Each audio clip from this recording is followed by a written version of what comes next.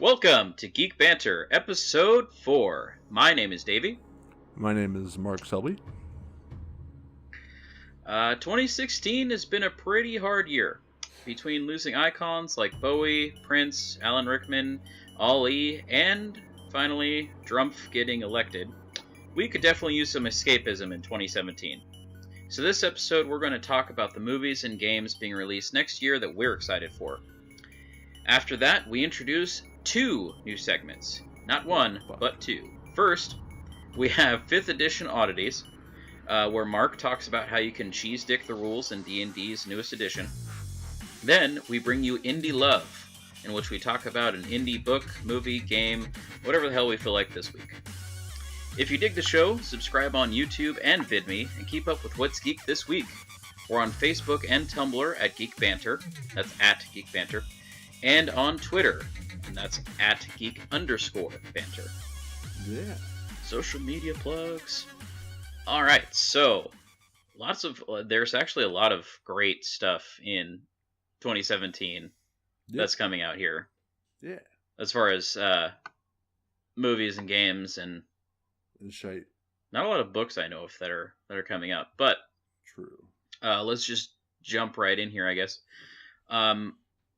First, do you want to go back and forth, like take turns, or? Sure, that's probably a good idea. Okay. So, what 2017 has to offer? Who wants to start this off? First, you want to start it off? I'll go ahead and go first. Yeah. Okay. So, the first thing I'm excited for, of course, is the Nintendo Switch, which we don't have a solid release date for, of course, but sometime in 2017. And we did a whole episode on that already, Geek Banner number 2. Go ahead and give it a listen. We broke everything down for you there. But I'm super stoked for that. That's going to be a lot of fun. Unless it crashes and burns horrifically, which I don't really think it will. Hopefully not. Your turn. Not. What I'm excited for is Kingdom Hearts 2.8, which is releasing January 12th, which is like 2 months from now. And yeah. Me and Amanda actually covered that a bit in the first Geek Banner episode, I believe. Either episode 1 or episode 2, so you should listen to them both to hear what's going on with that. The breakdown is we're getting an extra, 2 Aqua levels for the character Aqua, and it's going to be great. Right, but doesn't it also... What does it include altogether? Like, because it's multiple. It's Kingdom Hearts 2 and some other shit, right? No, not Kingdom Hearts 2, because that'd be way too much of a game plus other games. Kingdom Hearts 2.8 is going to be Kingdom Hearts Birth by Sleep, which was for the PS Vita, or not PS Vita, the PSP originally, and it also is shit. Now I gotta look this up. Damn it, David. Doesn't it have... I don't know. Because I'm only excited for the Birth by Sleep part. The other parts are going to be great too, but I really just care about Birth by Sleep. So now I gotta doesn't this... I remember Amanda was excited about it because it's actually progressing the storyline. I don't know if that was 2.5 or 2.8. Yeah, 2.8 is going to progress the storyline. Or if that's... Birth by Sleep. For the Aqua character. Okay. Because there was 3 different storylines intermerged together between 3 characters, and Aqua sacrifices herself into the darkness, as one does, and to save another character, Terra, from the darkness, and then it is like another 2 or 3 more chapters with her now in the darkness. Okay, which is amazing. It's fucking amazing. And then we'll have 2.9 in 2018, and then finally Kingdom Hearts 3 in 2019. You know, they're still saying Kingdom Hearts 3 will be like end of the year 2017. I don't believe them, but that's what they're saying. Of course not. I mean, at some point, it's got to be like the diminishing returns on this has got to be. I don't know. The fans stick to it, though. Dude.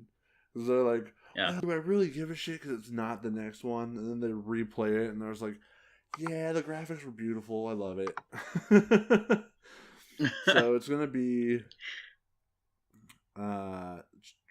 final chapter prologue. It's going to be Kingdom Hearts 3D Dream Drop Distance, as well as 2 new pieces of content for Kingdom Hearts back cover, which is like a prequel storyline that's more of like a movie than it is a game, and and then more stuff for Birth by Sleep, which is what I'm excited for. Gotcha. Okay. Yep. Okay. Well, let's jump to the next one real quick. We've got a lot to go back and forth on here, but next on my list is Beauty and the Beast, actually, which is coming out March 17th. This is Disney's live action adaptation.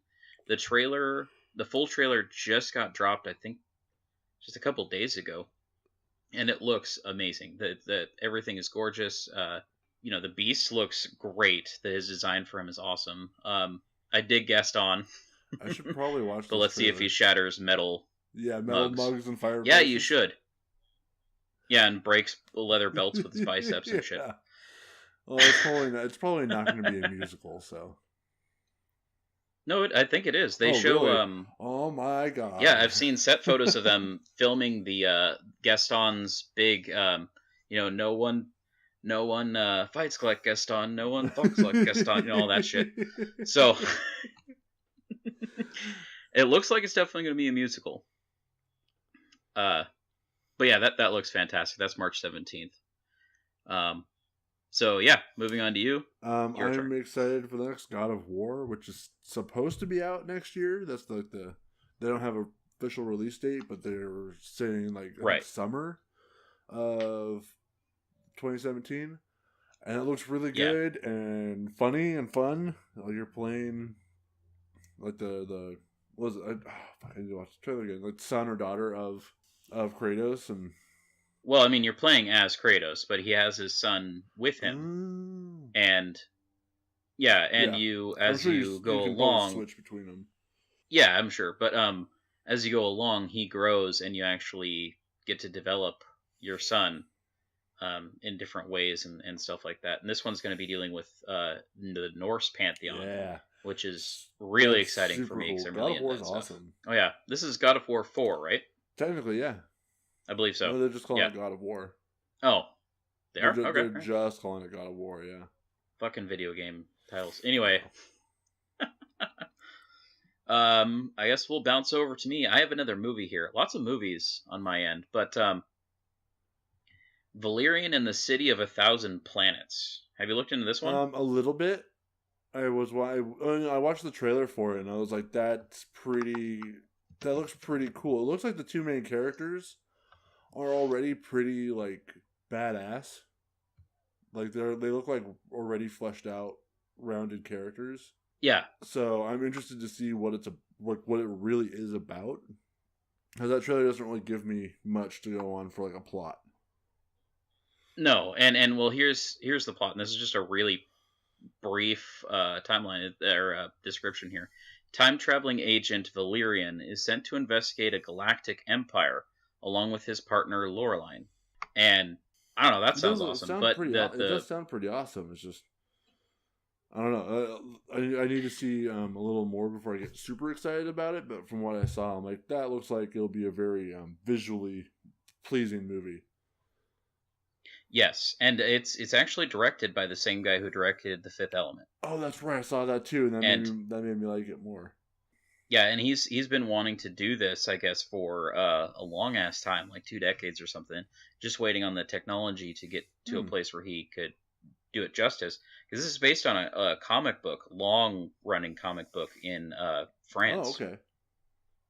Yeah, and very well established love characters, and he grew up with that comic book and everything. So it looks amazing. If you haven't watched the trailer, I definitely recommend it. Good. It's going to be a huge. I want to see it in IMAX because it looks mind blowing. Anyway, next up I have your turn. I have another game I'm really excited for called Horizon Zero Dawn, and I've actually talked about this in our very first or second episode that we ever did that isn't on the internet anymore. Yeah. Because when the PS4 first came out, they were talking about this game and showing little bits of it, and it looks super fucking good.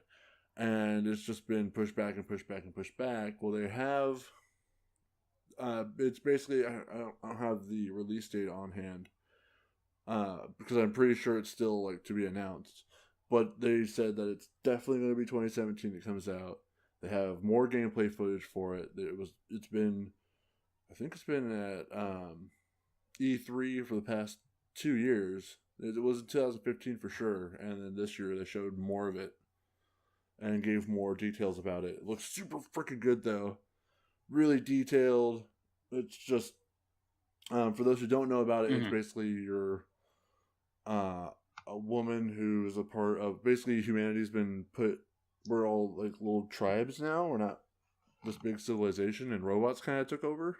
So is it post-apocalyptic? Yes and no. Or just hell in the future? It's definitely like hell in the future. Like there's like nice. It looks like how do I want to describe it? It's like Stone Age kind of stuff. Like we gather, we have little huts and shit like that. We don't have any of this modern technology, but all of like the animals and everything are robots. Ah. You have to take a look. You'll understand if you check out the trailer. It looks super good. I think I looked into it a while ago, and I just kind of it's just always been kind of on the back burner, so I've never really looked back into it. Yeah, I think I read something there talking about. But yeah, that sounds awesome. They're hoping for spring of 2017 for that. Okay. You want me to go again? Because you're almost at your limit. Yeah, I'm getting to the end here. Well, and then I just wanted to kind of end my list with everything the Marvel Cinematic Universe is doing in 2017. Yeah. I didn't want to go over all the movies because there's a lot. But I mean, we've got Guardians of the Galaxy 2, which is going to have Ego, the living fucking planet. And then we're going to have Thor Ragnarok, and Hulk's going to be in that. As far as we know, that's going to be Gladiator Hulk, which just gives me just a raging hard on. And then we also have Spider-Man Homecoming, dude. I mean, I can't wait to see more of Tom Holland as Spider-Man. And by the way, Michael Keaton has been confirmed as the Vulture. I saw that and I was like, nice. Yes. David called it. We all knew it. I mean, come on. We were like, he's probably the Vulture. Yeah. The cast, I mean, it's perfect. You look at them side by side. First you have Michael Keaton as Batman. Then you have Michael Keaton as the Birdman last year. Now he's Vulture. It's like it's coming together.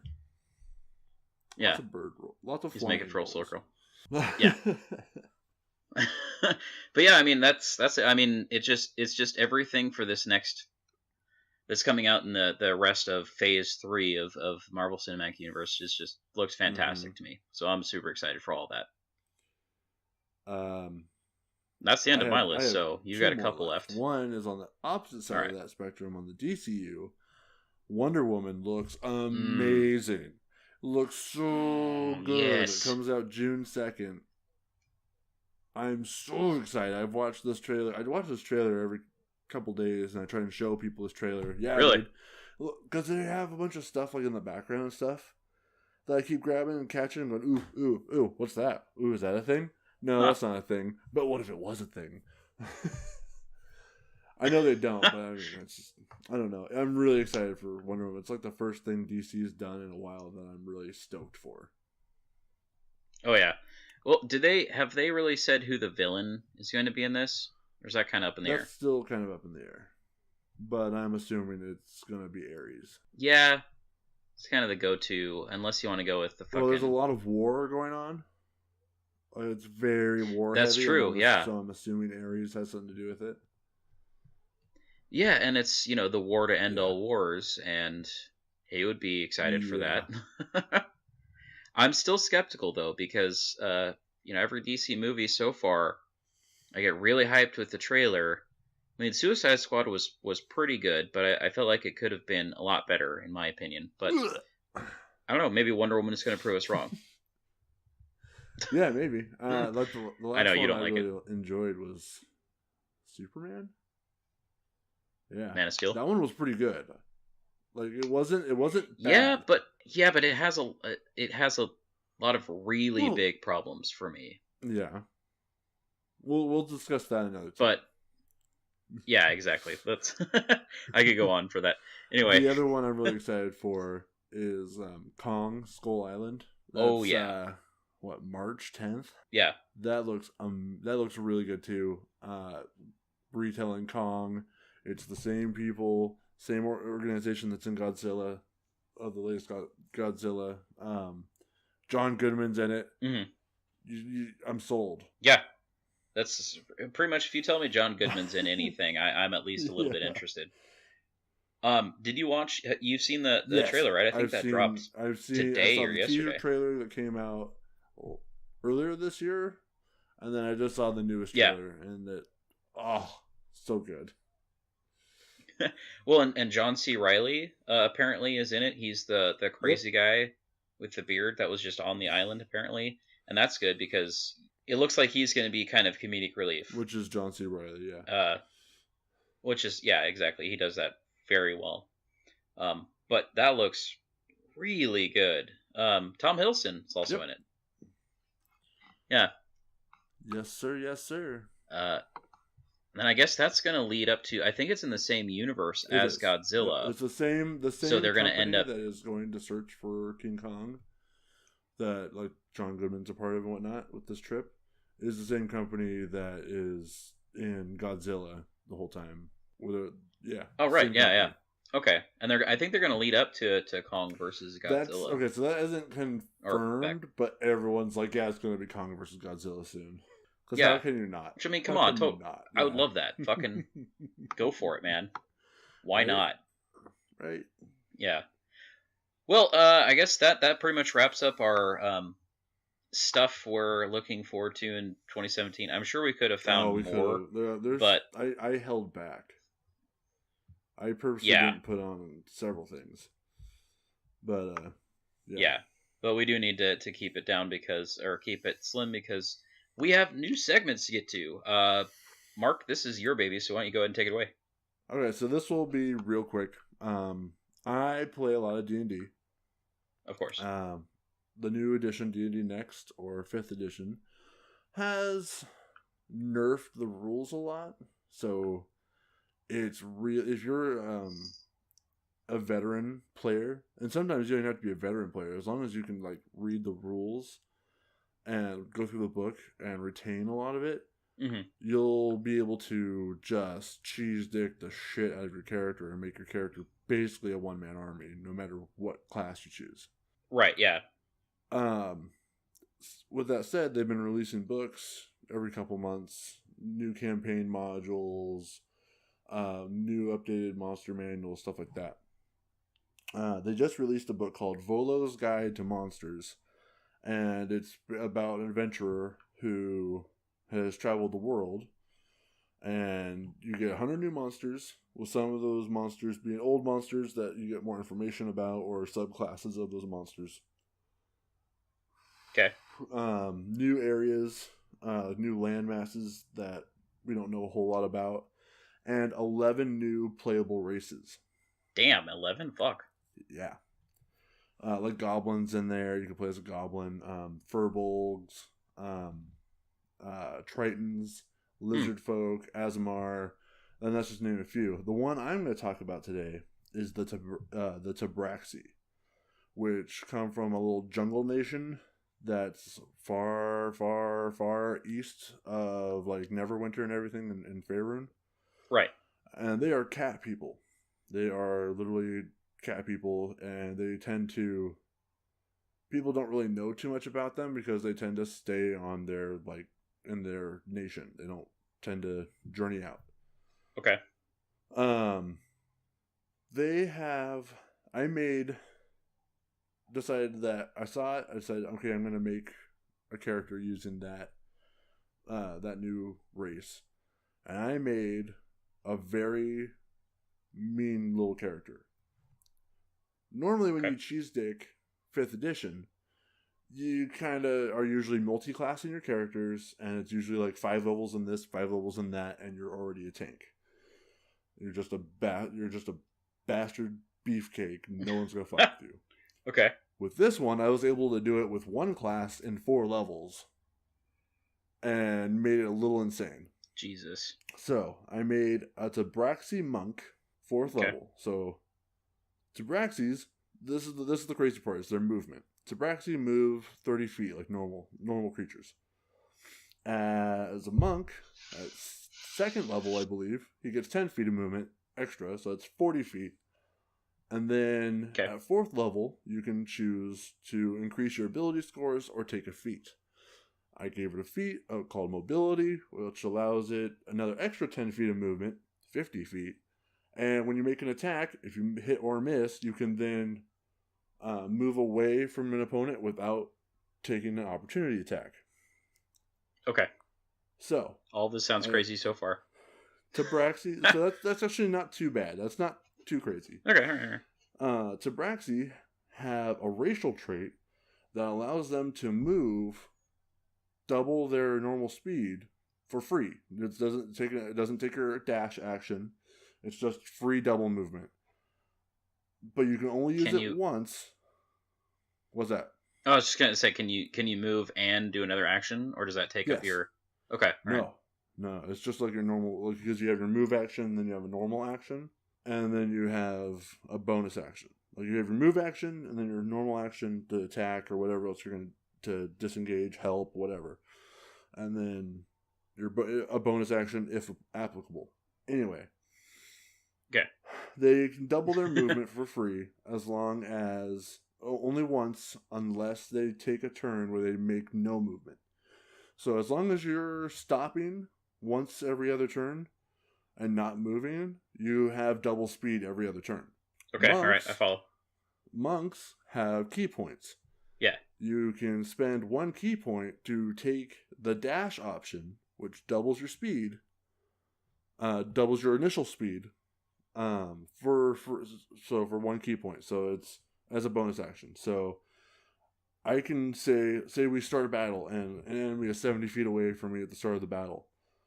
My Tabraxi can spend 1 key point to take dash as a bonus action and double speed and move 150 feet. Fuck. So I can move 70 feet up, still have my action to attack, and then because of the mobility feat, I can then run back 70 feet without provoking any attacks of opportunity. Jesus Christ.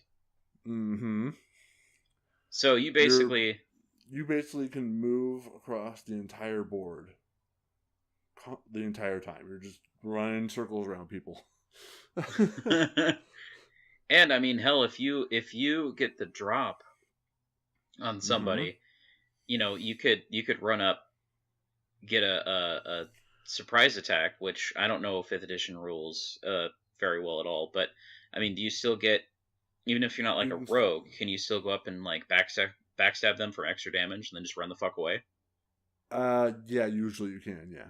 Jesus. So you basically just turn. I'm sorry. Yeah. No, you're fine. The monk monastic tradition is Way of the Shadow. So oh god. So basically I can go stealth real easily already. And I think it's like another like 4 levels away from being able to shadow step, like a shadow dancer. Which just makes it even crazier movement. So you basically figured out a way to make a speedster in D&D. Yeah, a speedster, or once he starts learning the shadow step, more like a Bamfing Batman kind of character.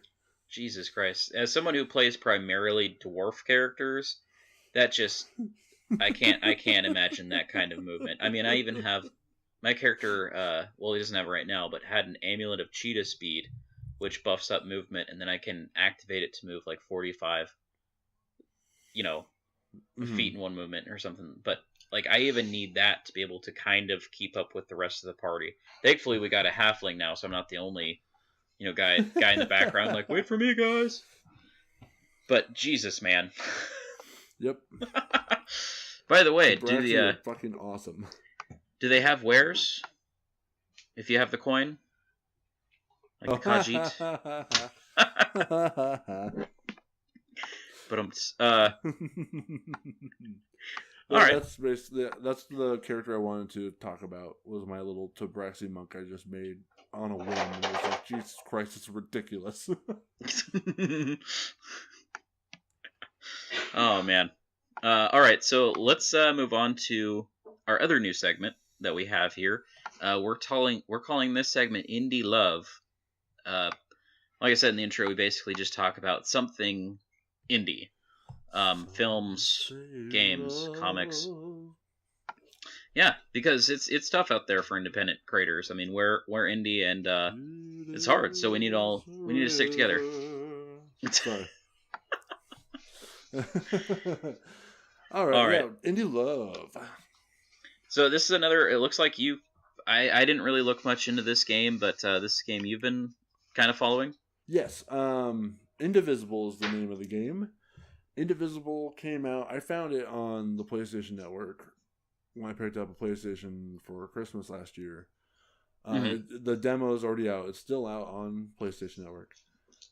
Anyone can find it and play the demo, which I highly recommend. Fuck off to do that. It's super good. Okay. It's by the same creator. It's by Lab Zero, who created Skullgirls, which is on Steam. Yeah. That's huge. Games. That's a really big game. Yeah, that blew up. Yeah. Yeah. Same company. They don't really have any. They do all their stuff independently. They fund all their stuff like on Indiegogo and Kickstarter, and use those kind of sources to then help make their game.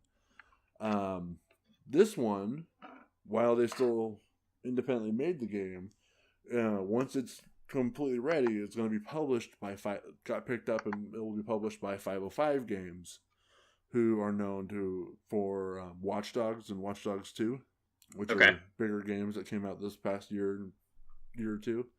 So that's kind of cool that this bigger publisher picked them up, but they just still wanted to make it themselves without any outside help besides what people are willing to give. They've almost made $2 million so far. Jesus. Their original goal wasn't even like $1 million. I think it was like 750,000. But holy fuck! They still have it's so like they're already funded. They have the game being made, no problem. It will come out no matter what. But they have it open still because if people keep donating, there's still rewards to give out, and they have more stretch goals. Like if they haven't made 2 million, but when they do make 2 million, if they do, they can use that money to then hire voice actors. And if they get like 200, so like not donating won't hurt the game. And, if the goals aren't met, it won't hurt the game at all. Okay, cool. It's just extra stuff that they would like but don't have to have. It looks like it's scheduled to be released in 2018. That's when all the goals, all the rewards for donating will be given out. So it's about everyone thinks really, because I mean that's a whole. They have all of 2017. I'd imagine they might release the game in 2017, we haven't maybe gotten any updates on actual. I don't know yet. That's why it's just speculation. But about the game itself, Indivisible is a side-scrolling RPG in the vein of Valkyrie Profile, which is another game it's another game that's akin to. Spanning a huge fantasy world inspired by our own world's various cultures and mythologies. Players will navigate beautiful environments using a variety of different traversal abilities and engage monsters in fast-paced combat. And what's cool is I really like the fact that it was side-scrolling. I haven't had a side-scrolling game in a while like this. And and your character's super nobody cool, really does it anymore. And you start learning powers and shit. People start joining up with you as you get stronger. You get an archer character and a sorceress and this sultan looking dude. who's got like a scimitar and shit, and like as you go, you're going through this dungeon Sweet. trying to find your pet who's keeps running away from you. And it gets to a point where you can't really go any further, and then you find this axe in a wall, and suddenly you can traverse different terrain by picking up this axe and using the axe to slam it into walls to then push yourself up higher with the axe. And it was pretty cool, pretty ingenious how you moved up that way, and you could access or like there's vines in the way. Now you can use the axe to get the vines out of the way and uncover treasure and shit. So it was okay. good. So when you start talking about the axe and how it would a different way to traverse terrain, I don't know why I thought it would be you use the axe to it's like a magical axe. You can tear open holes and rifts and Oh yeah, no, but no, you just use it to smash open holes in walls. We're playing as Terrax. Terrax? What do you mean? Yeah, Terrax. I know who Terrax is. That's what you were referring to originally, basically. Right, yeah, exactly. I know what you're talking about.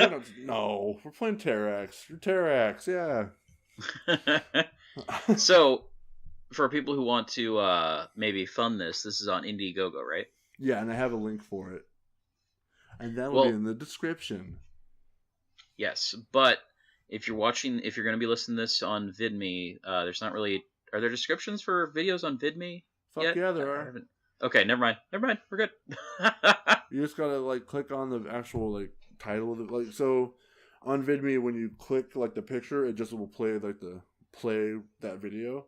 But if you click on the title of it, it's a link which will open up its own window, which will have the description in it and the video. Ah, okay, gotcha. All right, well, that game sounds awesome. You said it's on the demo's on PlayStation, but it's also other on than Steam. It's everywhere. It's on Steam. It's on every platform. Okay, so I'm guessing when it's released, though, it's going to be PS4, Xbox One, Steam, maybe even Nintendo Switch. Maybe. That'd be cool. Yeah, that would be really cool. All right, so you have anything else to add here, Mark, or you think we're done with this episode here? No, I think that's all I have for Indivisible. All right. Well then, I guess that wraps up our show. We like to end the show every week with a quote. I'll go ahead and do this week. No live organism can continue for long to exist sanely under conditions of absolute reality. Shirley Jackson. This has been Geek Banter, a production of the Bizarre Network. Until next time, all will be well.